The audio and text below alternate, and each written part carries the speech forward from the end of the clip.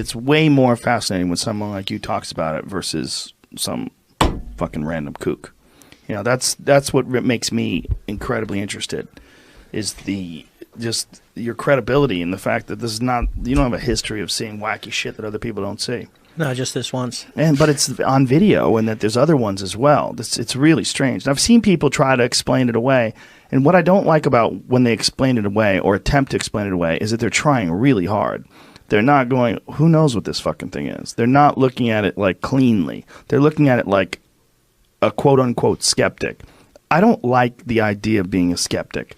Not that I don't think you should be skeptical of certain things. I certainly think you should be, but there's a lot of people that brand themselves as skeptics, and I think it's a lazy way to look at things. I really do, because I think you're just looking for the holes in things without looking at it objectively. If you wanted to be a scientist, if you wanted to be someone who is a fan of science, then you have to look at it as a thing. Like, look at this information and let's study this without any bias, any preconceived notions. I don't think they're doing that. They're looking at it and they're trying to find a way where they can justify that it's fake, and they're just doing all sorts of mental gymnastics to try to make it fake.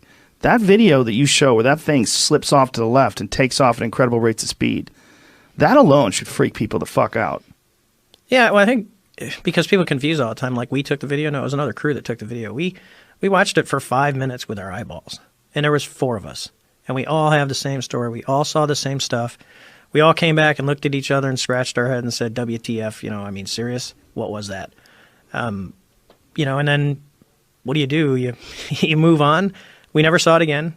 Yeah, I imagine they probably saw him on radar after that, but I think they're probably seeing him on radar all the time. They just don't bring it to the attention of the general public. Oh, yeah, because if you don't, you know, for a ship, when they see something and, you go, what is that? Well, Right. You don't have any way to go out there and look at it. Like when you were talking about how they were informing you that they were seeing these things previous to your mission, when you're doing this exercise and they let you know that they're seeing these things, did you say, hey, how frequent is this? Is this something that happens all the time? I didn't get into that. Ours was more of the moment of, you know, when he's telling us, hey, for the last 2 weeks we've been tracking these things. Right. And we don't know what they are. But you don't know whether or not it was just those 2 weeks, or maybe it was a year ago. There was other similar situations, or... There's other situations that have happened out there, but I would say, you know, for this, I don't even know. One, you got to take it serious. Yeah. And we have a tendency, if we don't know what it is, if we just ignore it, it'll go away. You know, and I joke, you know, there was an incident it's probably not too far off the same time frame, where I think it was the Constellation was doing her workups before she got decommissioned, and an a Soviet Oscar-class submarine surfaced behind her, right? And then now it's like, you know, go to battle stations, World War III. How did this foreign submarine get in our area and has been monitoring our workups? That's a big deal. Right. I said, but now we go out and we have these things that are coming at will, and there's nothing we can do about it. We don't know what they are. We have confirmed sighting by 2 aircrew, 4 of us, 2 planes, that said, look, this is not an airplane, this is not a weather balloon, this is not a blip, it has performance well beyond, you know, and the airplanes that we were flying at the time were literally brand new Super Hornets right out of the Boeing factory.